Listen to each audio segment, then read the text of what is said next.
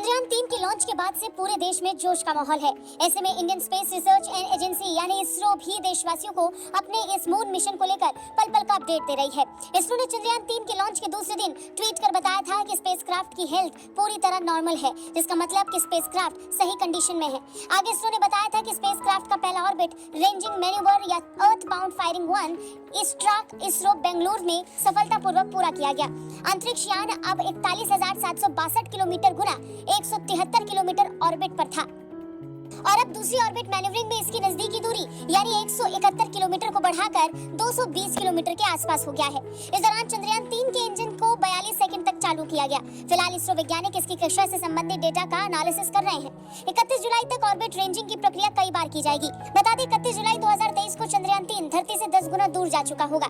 इसरो वैज्ञानिक एपोजी में बदलाव करके उसकी ज्यादा दूरी को बढ़ाते रहेंगे, तब तक बढ़ाएंगे जब तक वो धरती से करीब 1 लाख किलोमीटर दूर नहीं पहुंच जाता। यहाँ पहुंचने के बाद वैज्ञानिक उसे बनाएंगे गुलेल यानी स्लिंगशॉट करके चंद्रयान 3 को ट्रांसलूनर इंसर्शन में भेजेंगे, यानी चंद्रमा के लिए तय लंबी दूरी वाली सोलर ऑर्बिट।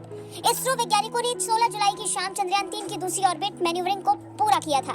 पहले 173 किलोमीटर की पेरिजी और 31,650 किलोमीटर की एपेजी वाली अंडाकार कक्षा में घूम रहा था, जिसके बाद इसको बढ़ाया गया। 15 जुलाई की दोपहर ये बदलकर 41,772 किलोमीटर हो गया, फिर इसे और बढ़ा दिया गया। यानी आसान शब्दों में कहा जाए तो चंद्रयान अब पृथ्वी की अगली और पहले से बड़ी कक्षा में पहुंच चुका है। अगर सब कुछ प्लान के हिसाब से चला तो यान 23 अगस्त को शाम 5:47 पर चांद पर उतरेगा। चंद्रयान 3 में लैंडर, रोवर और प्रोपल्शन मॉड्यूल है। लैंडर और रोवर चांद के साउथ पोल पर उतरेंगे और 14 दिन तक वहां प्रयोग करेंगे और प्रोपल्शन मॉड्यूल चंद्रमा की कक्षा में रहकर धरती से आने वाले रेडिएशन का अध्ययन करेगा।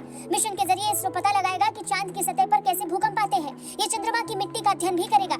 अगर सॉफ्ट लैंडिंग में सफलता मिली यानी मिशन अगर सक्सेसफुल रहा तो अमेरिका, रूस और चीन के बाद भारत ऐसा करने वाला चौथा देश होगा। अमेरिका और रूस दोनों के चंद्रमा पर सफलतापूर्वक उतरने से पहले कई स्पेसक्राफ्ट क्रैश हुए थे। चीन 2013 में चांग ई 3 मिशन के साथ अपने पहले प्रयास में सफल होने वाला एकमात्र देश है।